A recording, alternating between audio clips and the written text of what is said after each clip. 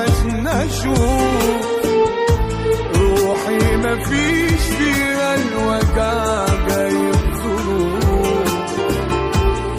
وحشني بالي وهو رايق كل يوم،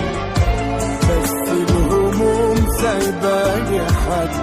في ضحكي خوف، وخدتني وودتني ظروف الدنيا ورمتني، ولما الفرحة طردتني همومي بسرعة حضرتني، ما بقتش انا